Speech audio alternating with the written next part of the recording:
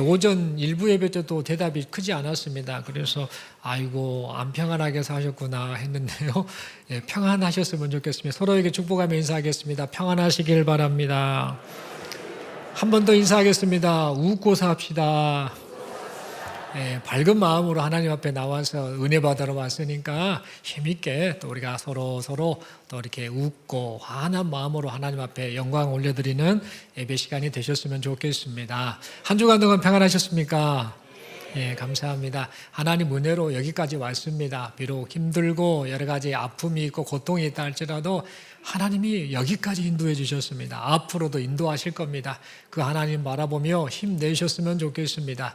우리는 지난 시간에 나의 안에 거하라 라는 말씀을 받았지요. 그 제목의 말씀을 받고 우리가 많은 생각을 합니다. 신앙생활은 내가 노력해서 내가 힘으로 내 의지로 하는 것이 아니라 예수 그리스도께 딱 달라붙어 있을 때 하나님이 우리를 변화시키시고 하나님이 원하시는 그 열매를 맺게 하신다라는 거, 이거 잊지 말고 내 힘으로 내 의지로 내 생각으로 신앙생활하고 인생을 살려고 하지 말고 온전히 주만을 바라보며 주님을 의지하며 주 안에 거하는 그런 인생을 사시는 우리 모두가 되었으면 좋겠습니다.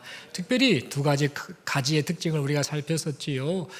열매를 맺는 가지나 열매를 맺지 않는 가지나 둘 다 농부이신 하나님이 가지치기를 했던 거 우리가 지난주에 말씀을 기억을 하지요. 열매를 맺지 않는 가지는 하나님이 쓸모가 없어서 그냥 제거하는 목적으로 가지치기를 합니다만, 열매를 맺는 가지도 가지치기를 하되 목적이 달랐지요. 더 많은 열매를 맺게 하려고 그런 가지치기를 하신다라는 거. 우리 인생 살면서 어려움이 있을 수 있습니다. 아픔이 있고 고통스럽고 내 인생이 왜 이러나, 왜 나에게만 이런 어려움이 있나, 이런 생각을 할 수 있는데요. 그러나 하나님 우리 안 버리십니다. 예수 의지하고 예수 안에 있고 예수만 바라보며 그 예수님과 딱 달라붙어 있는 우리 버리지 않으시고 더 많은 열매를 하나님이 맺으시려고 우리의 그 가지치기를 하신다라는 사실을 잊지 말고 오직 주만을 바라보되 겉으로만 붙어 있는 것이 아니라 속까지 딱 붙어서 그 예수님이 주시는 그 생명, 양분을 공급받아서 우리 삶이 하나님의 뜻을 이루어드리는 복된 인생 될 수 있기를 간절히 소망합니다. 서로에게 축복하며 인사하겠습니다. 예수님 안에 거하며 사십시다. 감사합니다. 이 시간 저는 신앙은 사귐입니다 라는 제목을 가지고 함께 하나님 말씀 받기를 원합니다.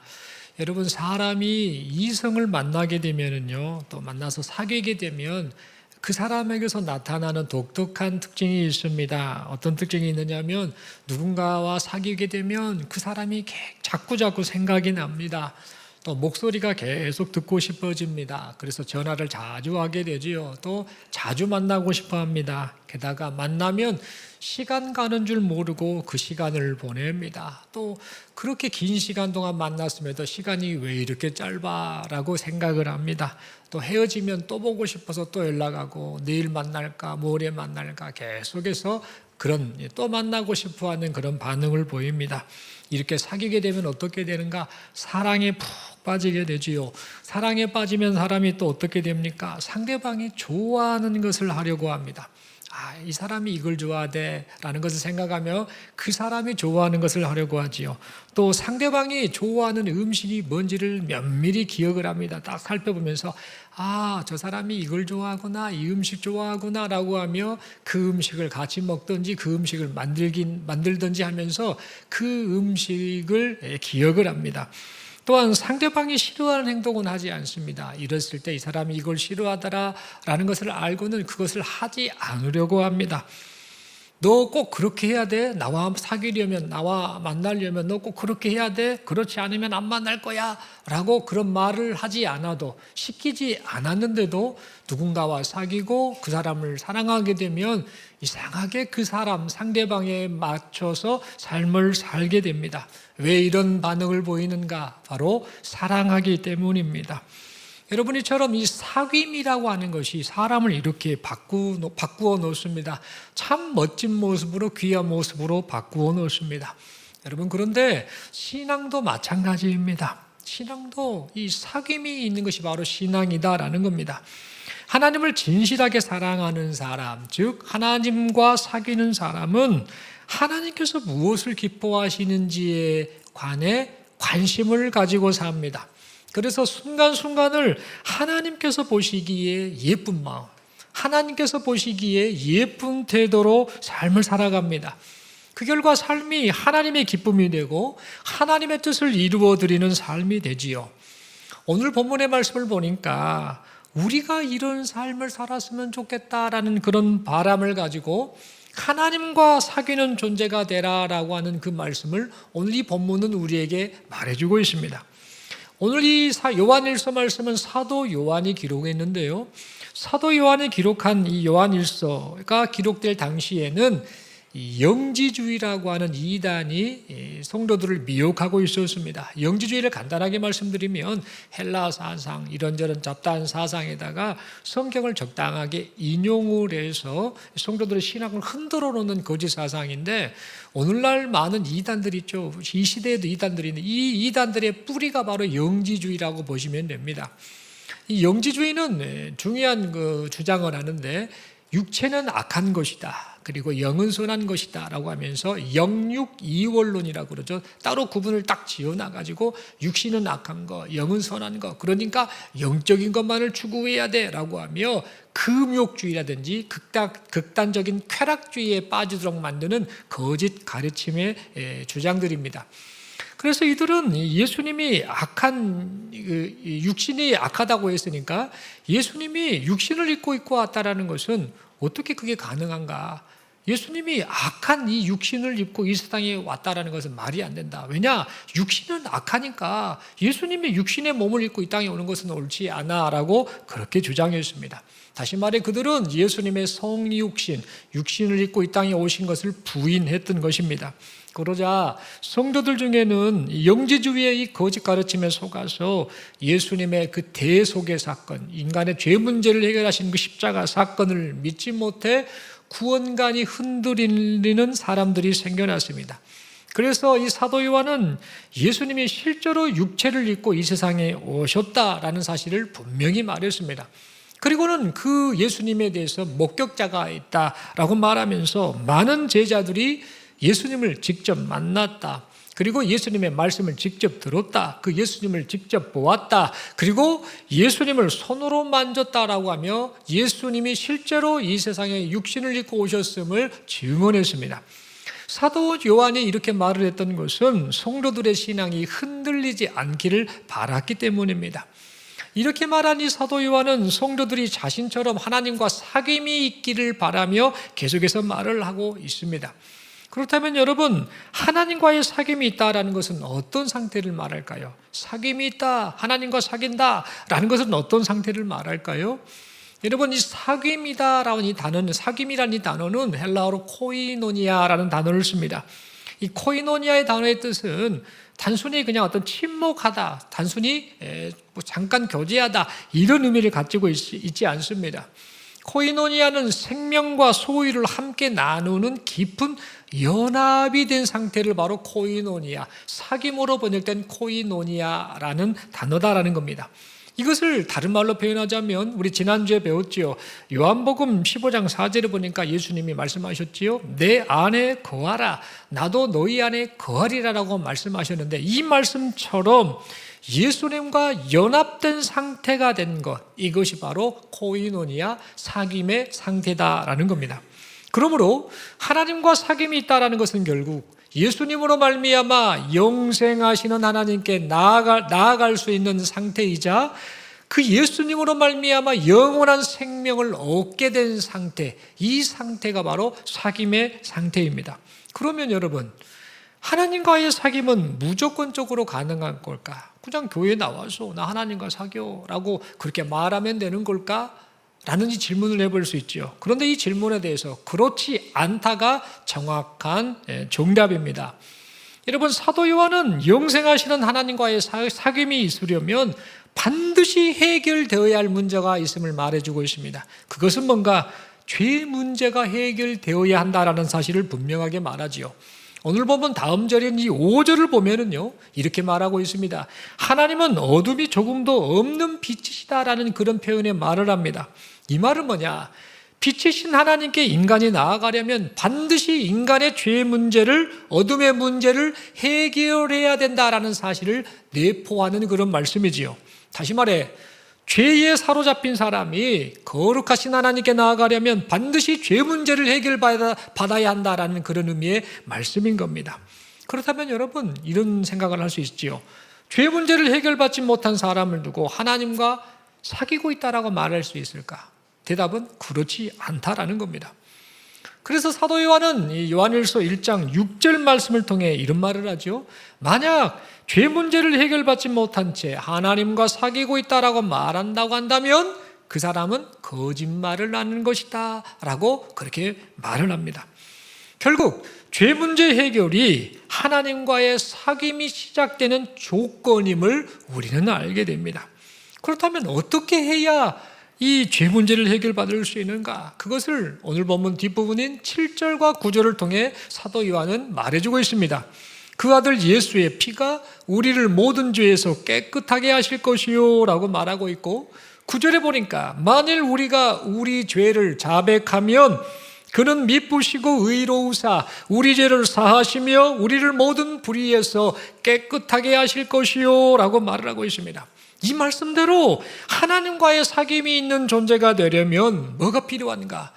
예수님께서 피 흘림을 통해 내 죄 문제를 해결해 주셨습니다라는 사실을 믿는 것, 그것을 믿고 하나님께서 베푸신 은혜 앞에 자신이 죄인입니다라고 자백하는 것, 이것이 있어야만 반드시 하나님과의 사귐이 가능하게 된다라는 겁니다.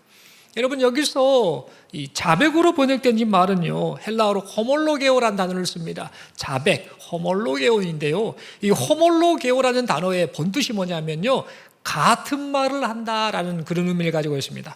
우리말로는 자백으로 번역됐습니다만 본래 원어 헬라어의 호몰로게오는 같은 말을 한다라는 그런 뜻을 가지고 있다라는 겁니다. 이것은 무엇을 의미하냐면 나의 죄에 관하여서, 내 죄 문제에 관하여서 하나님이 어떤 평가를 하시고 말씀을 하시는데 그 말씀과 같이 내가 같은 말을 하는 것을 의미하는 게 바로 자백입니다. 다시 말해 그거 죄야. 너는 죄인이야.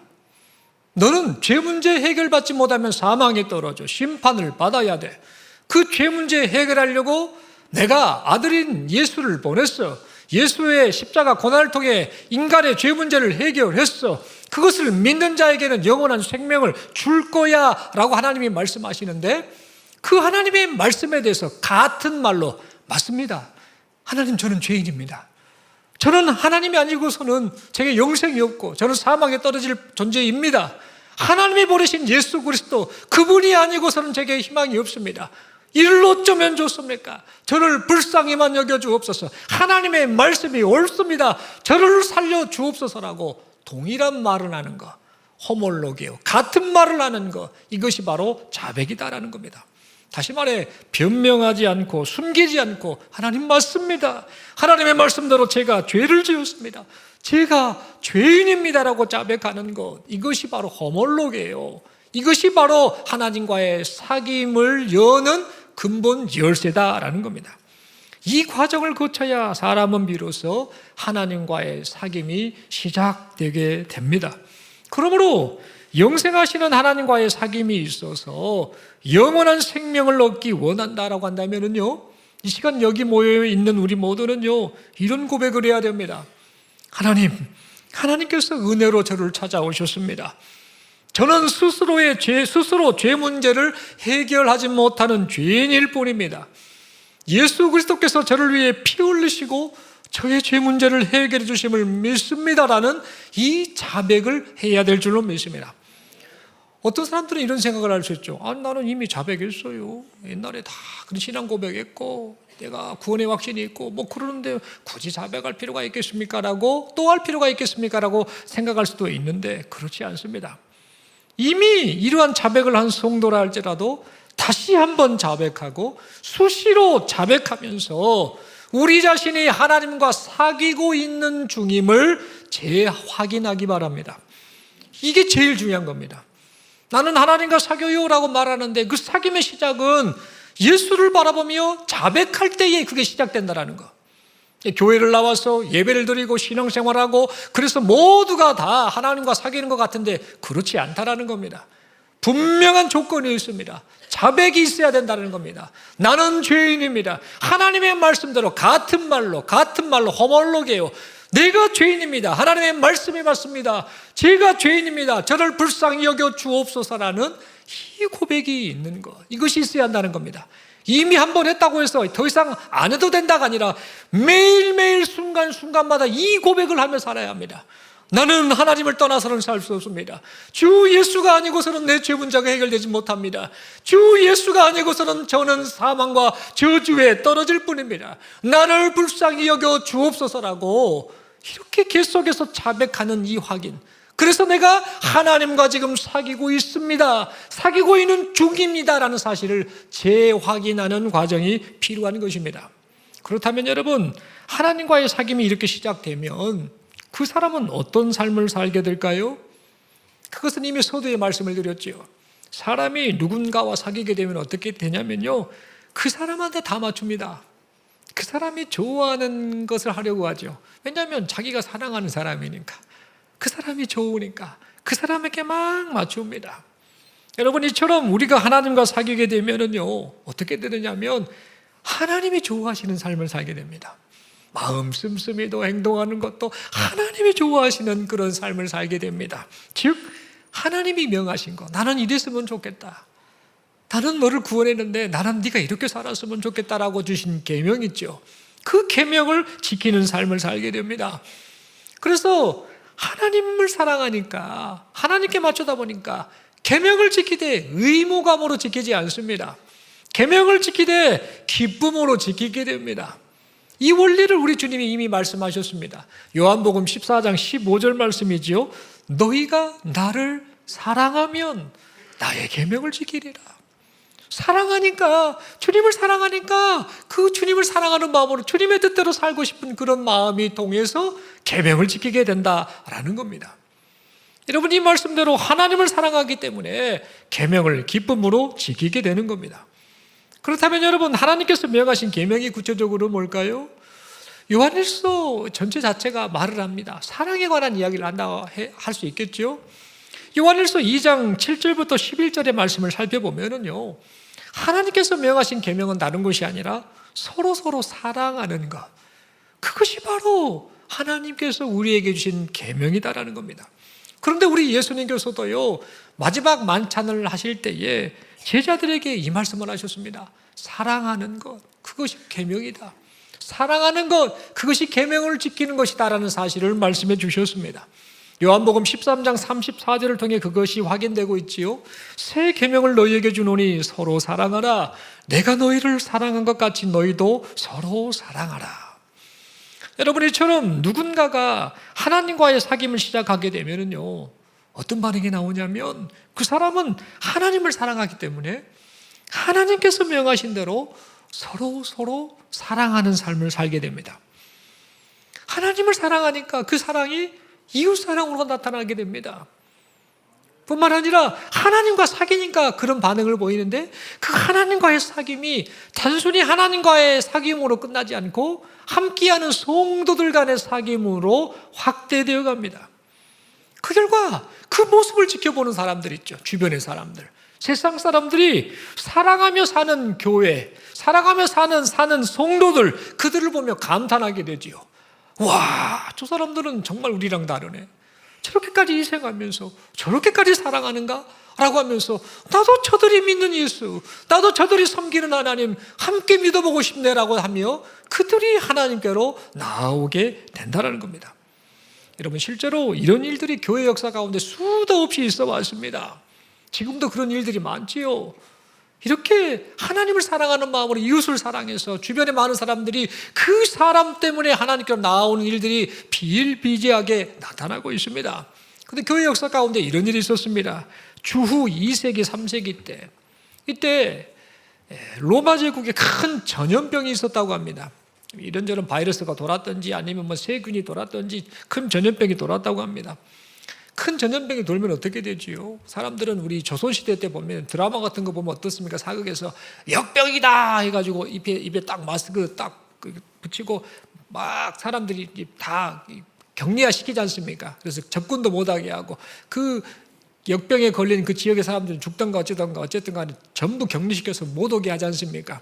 그런 일들을 우리가 드라마를 통해서 보게 되는데 로마 제국에서도 이런 일이 있었다고 합니다. 전염병이 막 도니까 사람들이 어떻게 하냐면요, 이 병자들 다 놔두고 다 도망을 갔답니다. 심지어 자기 가족도 버리고 간 사람들이 있었다고 합니다. 왜냐? 자기 살려고 그렇게 도망을 갔던 겁니다. 그런데요, 그 시대 그 상황 속에서 그리스도인들은 달랐다고 합니다. 어떻게 행동했는가? 그 자리에 남았답니다. 그 자리에 남아서 병자를 돌봤다고 합니다.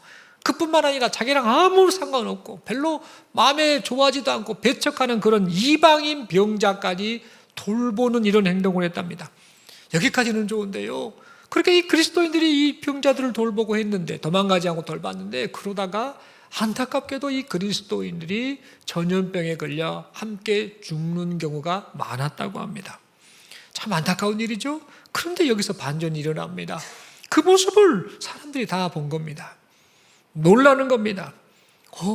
저 사람들은 그리스도인들인데 우리처럼 도망가지 않네? 다른 사람들처럼 도망가지 않네? 그 자리에 함께하며 그 병자들을 돌보네라는 것을 보면서 생각하면서 이 그리스도인들이 이웃사랑하는 것을 본 이 사람들이 이 전염병이 이제 그친 이후에 예수님을 믿으려고 교회 공동체로 몰려오는 일들이 발생했다고 합니다. 여러분, 세상 사람들이 사랑을 실천하는 이 그리스도인들을 보면서 이 그리스도인들이 사귀고 있는 하나님이란 존재가 있구나라는 사실을 생각하며 그들이 하나님께로 나아오는 일이 발생했던 겁니다.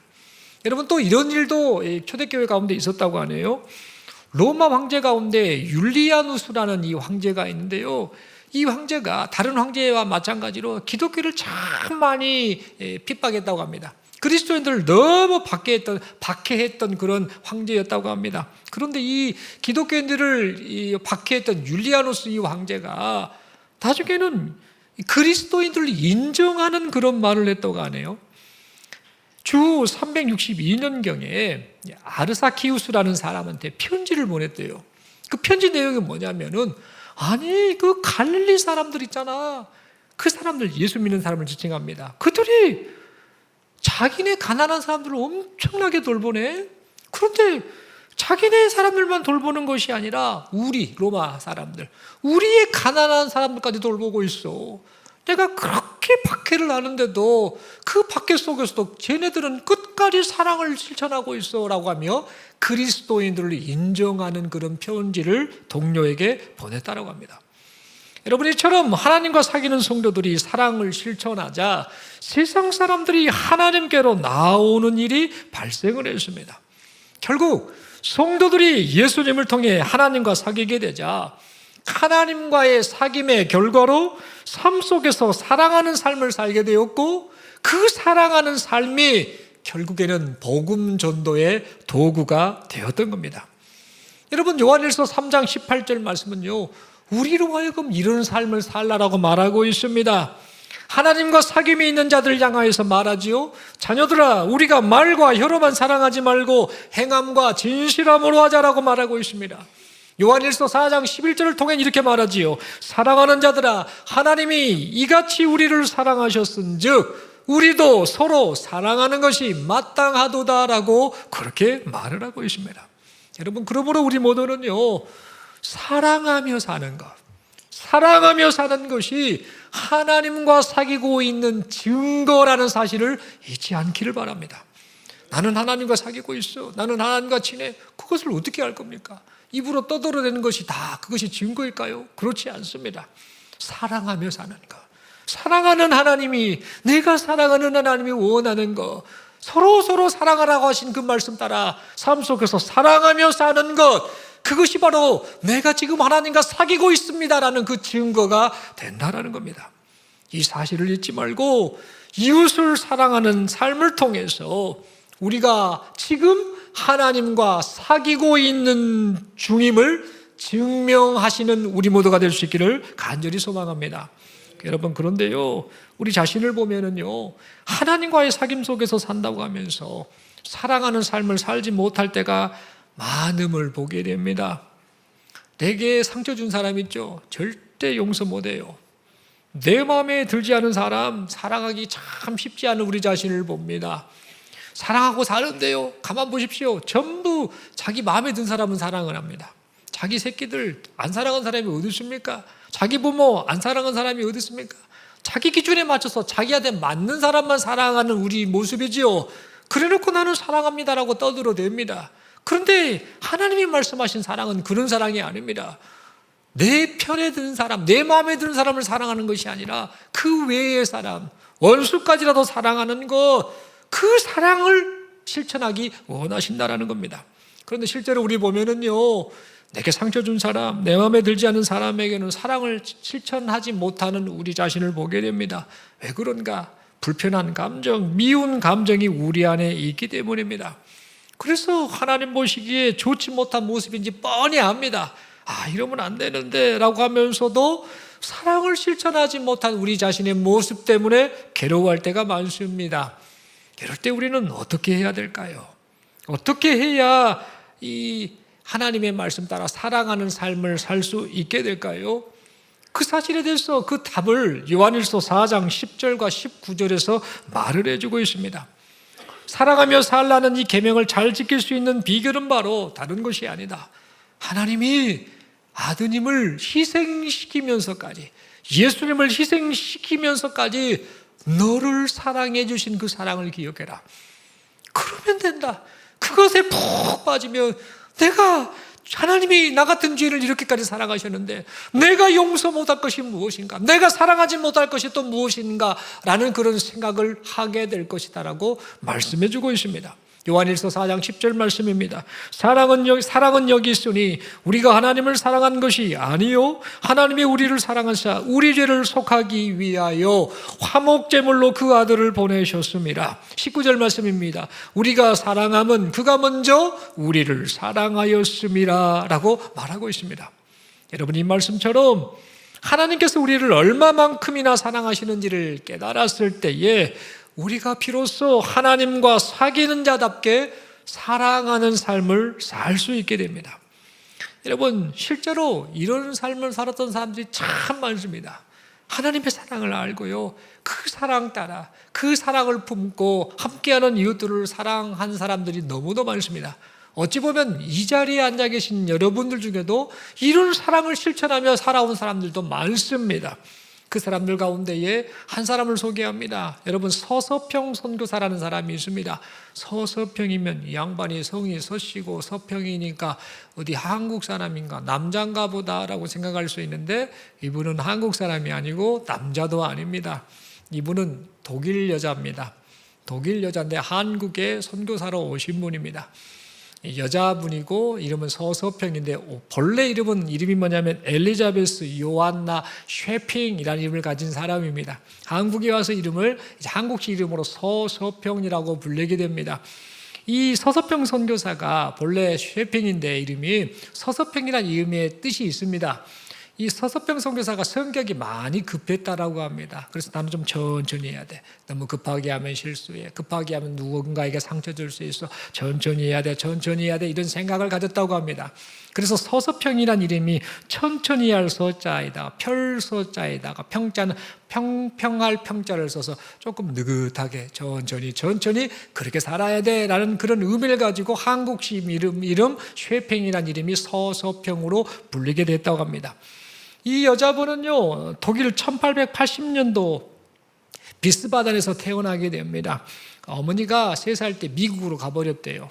가지고 할머니 밑에서 자랐습니다. 그래서 엄마가 많이 그리웠겠죠. 9살 때 미국으로 건너갑니다. 엄마 만나려고. 근데 엄마가 자기 삶을 이미 살고 있는 겁니다. 그래서 이 딸을 그냥 문전박대 해버린 겁니다. 상처를 많이 받았다고 합니다. 그래서 거기서 이제 카톨릭에서 운영하는 그 간호사 관련 학교에 공부를 하게 되고, 이런 과정 속에서 동료와 함께 기독교 예배를 드린 곳에 왔다가 마음을 돌이켜서 이제 개신교로 개종을 하게 됐다고 합니다. 그리고 나서 많은 은혜를 받고 내 인생을 하나님이 기뻐하시는 인생을 살고 싶어 라고 생각하며 그의 직업 간호사지요. 이 간호사 신분을 가지고 한국 조선의 간호 선교사로 오게 됐습니다. 1912년도에 그렇게 왔는데요. 이분이 주로 활동했던 지역이 어디냐면 제 고향입니다. 어디일까요? 아이고, 어떻게 하셨습니까? 전라남도 광주에서 22년 동안 열심히 복음을 전하고 사랑을 실천하는 사역을 했습니다.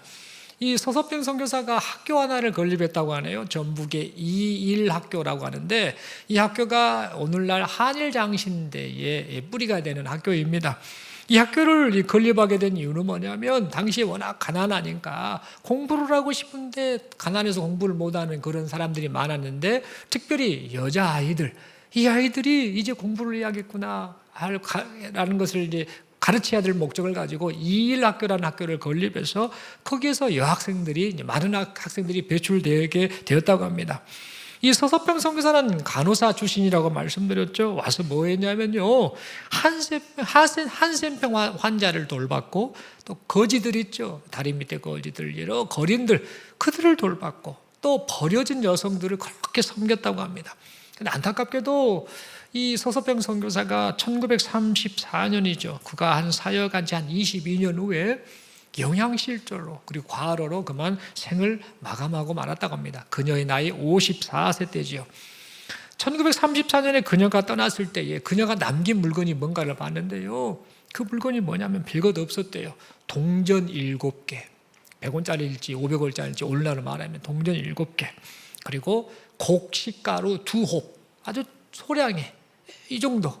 그리고 또 하나 남아있는 게 뭐냐면 담요가 하나 남아있었죠. 잠을 자니까. 근데 담요가 딱 절반, 반장만 남아있었대요. 왜 그런가 봤더니 그 온전한 이 담요에서 절반을요, 다리 밑에 거지를 잘라서 준 겁니다. 그러니까 그 춥지 말라고. 그 절반 가지고 그 서양 사람이면 키도 크지 않았겠습니까? 그녀가 그걸로 덮으며 그렇게 살았던 겁니다. 못 먹고 못 입고 또 그렇게 추위 속에서 그렇게 사랑을 실천하며 살았습니다. 이 서서평 선교사의 책상을 보면은요, 거기에 자기가 신앙을 고백하며 다짐하는 글귀가 있었다고 하는데 그 글귀가 뭐냐면 성공이 아니라 섬김이라는 그 글귀를 새겨놓고 하루하루를 그렇게 살았다고 합니다. 이 서서평 선교사가 이제 죽을 때 유언을 남겼대요. 내 시신을 의학 연구용으로 사용하십시오라고 기증을 했다고 합니다. 장례가 치러집니다. 장례가 치러질 때에 광주에서 최초로 사회장, 광주에서 운영하는 그런 장례로 진행이 됐다고 합니다. 그리고 그 시신을 누가 운구를 했느냐면 이일학교 그 학생들이 전부 운구를 했다고 합니다. 이때 수많은 사람들이 소복을 입고 그 뒤를 다 따랐대요. 이 거린, 이 거지부터 은행가, 좀 잘 사는 사람까지 이 사람들 수많은 사람들이 이 서서평 선교사의 장례에 함께 참여하며 애도했다고 합니다. 수백 명이 몰려왔다고 합니다. 그때 그 사람들이 서서평 선교사를 생각하며 뭐라고 다들 부르며 울며 따라갔느냐면 나의 어머니, 어머니, 어머니 하면서 한국 사람들이 독일 여자한테 어머니, 어머니 하면서 그의 죽음을 슬퍼하며 그렇게 많이 울며 장례를 치렀다고 합니다.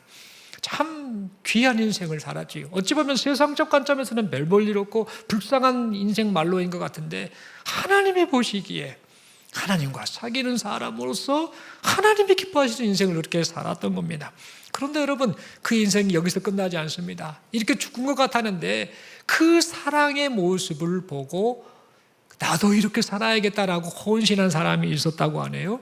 그 여자가 누군가? 조아라라는 여자입니다. 이분은 1912년부터 2003년까지 인생을 사셨던 분인데 이분이 1931년도에 수피아 여학교에서 학교를 다니다 졸업을 하고 서서평 선교사가 일하는 이일학교에 함께 근무를 하게 됐습니다. 3년 동안 함께 한 겁니다. 그러면서 이 서서평 선교사의 일거수일투족을 다 본 거죠. 말하는 거, 생각하는 거, 행동하는 거, 사랑으로 섬기는 거, 하나님 앞에 믿음으로 살려고 하는 거, 하나님과 사귀는 모습, 이런 것을 다 보면서 이 조아라 이 여사가 이제 서서평 선교사가 죽은 이후에 이 서서평 선교사가 보였던 그 행동을 그대로 따라했다고 합니다. 많은 고아를 위한 집을 짓고 학교를 세우고 사랑을 실천한 일을 그가 행했다라고 합니다.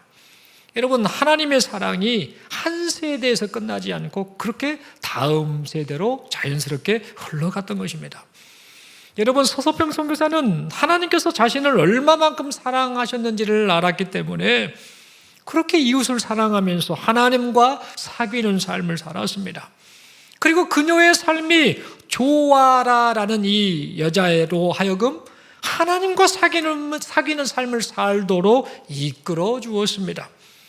여러분, 우리는 이러한 사실을 통해서 하나님께서 우리를 얼마나 사랑하셨는지를 잊지 않는 것이 하나님과의 사귐이 있는 삶의 시작이자 하나님께서 바라시는 이웃사랑의 원동력임을 깨닫게 됩니다.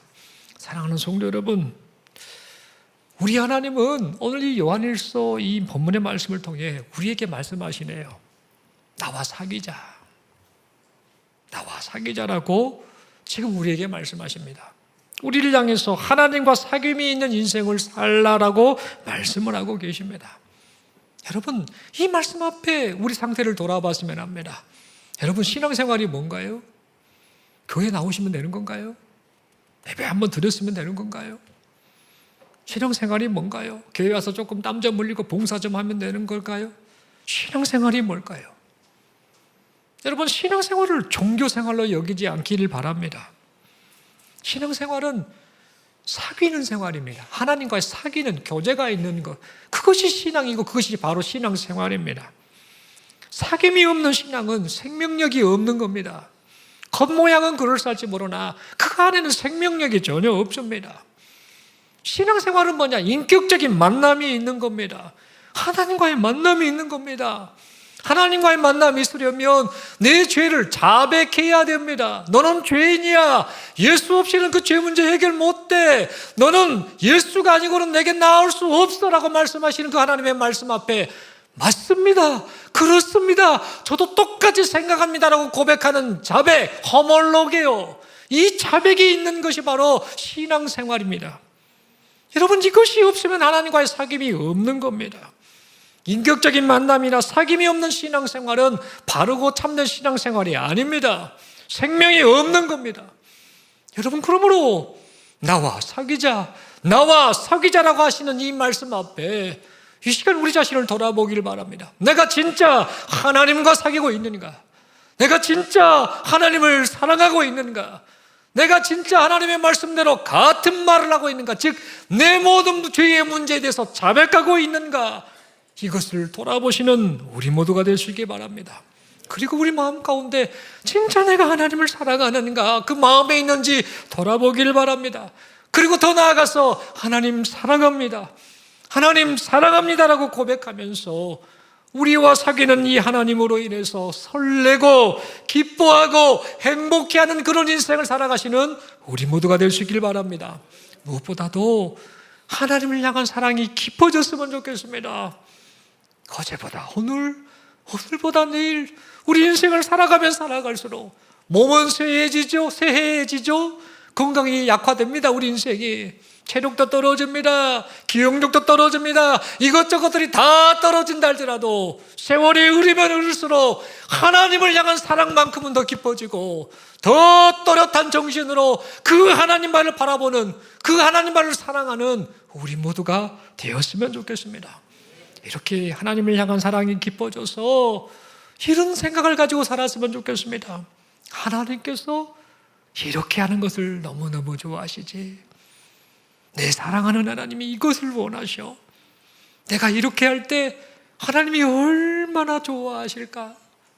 이런 것을 생각하면서 하나님을 사랑하는 마음으로 함께하는 이웃을 사랑하며 살아가시는 우리 모두가 될 수 있길 바랍니다. 그리하여서 이런 우리를 보시고 하나님께서 기뻐하시고 우리 역시 하나님과의 사귐 속에서 함께 기뻐하는 우리 모두가 되기를 바랍니다. 여러분, 이런 기쁨을 누리는 기회가 우리에게 주어졌습니다. 내일부터 본격적으로 시작됩니다. 전교인 여름 수양회이지요. 이 기쁨을 누리는 기회가 우리에게 주어졌다는 겁니다. 주제가 뭐냐? 함께 지어져가는 우리라는 이 주제로 수양회가 진행이 됩니다. 어린아이부터 어르신들까지 여러분들 분들이 함께 참여합니다. 한 270분 정도가 지금 참여하시죠. 사실은 이곳에 또 참여 못하신 분들도 있어서 안타깝습니다만 어쨌든 이 함께 지어져 가는 우리라는 주제를 가지고 수양회가 진행됩니다. 하나님이 주신 기쁨을 누리고 하나님과 그 사귀는 그 은혜를 누리는 그 시간이 주어집니다. 많고 다양한 사람들이 모여 있다 보니까 좋은 점도 있을 것이고 불편한 점도 있을 것이지요. 그러나 이번 이 수양의 기간이 하나님과 사귀고 성도와 사귀는 그런 복된 시간이 될 수 있기를 바랍니다. 그리하여서 사귐의 시간을 통해 하나님이 주시는 기쁨이 충만한 이번 수양회가 되었으면 좋겠습니다. 뿐만 아니라 교회 공동체 안에 지금 우리가 모여 있잖아요. 여기 모여 있는 우리 모두가 하나님과 진짜 사귀는 사람이 되었으면 합니다. 사귀는 것을 어떻게 합니까? 사귀면 그 안에 사랑이 충만하지요. 그 대상에 대한 사랑이 충만하죠. 이처럼 하나님과 사귀면 하나님에 대한 사랑이 우리 안에 충만하지요. 그래서 어떤 반응을 보이는가? 하나님이 좋아하시는 모습으로 살려고 하지요. 하나님이 사랑하라고 하셨어. 섬기라고 하셨어. 나도 그렇게 살아야지 이런 삶을 살게 되지 않겠습니까? 그 결과 어떻게 되겠습니까? 하나님과 사귀는 우리의 모습을 보며 우리의 일들이 어떻게 되겠습니까? 하나님께로 나오는 그런 은혜가 나타나지 않겠습니까? 이 점을 생각하며 이 교회 공동체 안에 속한 우리 모두가 예수 진실로 믿고 사랑하고 그 이름만을 부르면서 또 자신의 죄를 자백하고 고백하여서 하나님과 깊은 사귐 가운데 인생을 살아가시는 우리 모두가 될 수 있기를 간절히 소망합니다. 성령 하나님께서 지금 이 시간에 예배 가운데 은혜 베푸시는 성령 하나님께서 하나님과 사귀는 우리를 통해 지금도 이 일을 이루실 것이고 앞으로도 계속해서 이루어 가고 계심을 믿습니다. 우리 서로에게 축복하며 이렇게 묻겠습니다. 하나님과 사귀는 거 맞습니까? 그러면 대답을 하셔야 되는데 요즘 우리 아이들이 하는 대답법을 제가 알려드릴 테니까 이렇게 대답을 해주시면 됩니다. 당연하지, 당연해요 라는 뜻을 가지고 요즘 애들이 두 글자로 답을 합니다. 뭐냐면요, 당근이라고 한다네요. 당근. 요즘 애들이 서로 다시 한번 묻고 그렇게 대답을 하겠습니다. 묻고 동시에 답을 하는 겁니다. 하나님과 사귀는 거 맞습니까? 그러면 당근 하시면 됩니다. 서로 묻겠습니다. 하나님과 사귀는 거 맞습니까? 대답하겠습니다. 당근. 당연하지. 이 말에, 이 대답에 우리가 자신을 돌아보면서 예수 안에서 하나님과 사귀는 자로서 사귀는 하나님이 기뻐하시는 서로 사랑하는 삶을 살아가시는 우리 모두가 될 수 있기를 간절히 소망합니다. 기도드리겠습니다. 하나님 아버지 말씀 받았습니다. 하나님, 우리와 사귀시려고 아드님이신 예수님을 보내주시고 희생시켜 주시고 또 복음으로 그 예수님에 대해서 증거해 주시고 또 성령께서 믿음 주셔서 마침내 하나님과 사귀는 존재가 되게 해주심에 감사합니다. 하나님, 그 은혜를 잊지 않고 사랑하는 하나님이 기뻐하시는 인생 살게 하소서. 사랑하며 살아라, 사랑하며 살아라고 말씀하신 그 말씀 따라 사랑하는 하나님을 기쁘시게 하는 마음으로 서로 사랑하며 살아가는 우리 모두가 되게 하여 주옵소서. 그렇게 살 수 있도록 성령 하나님 우리 심령을 어루만지시고 우리 마음과 생각과 태도가 하나님을 기쁘시게 하는 그런 인생이 되게 하여 주옵소서. 우리 주님 예수님 이름으로 기도드리옵나이다. 아멘.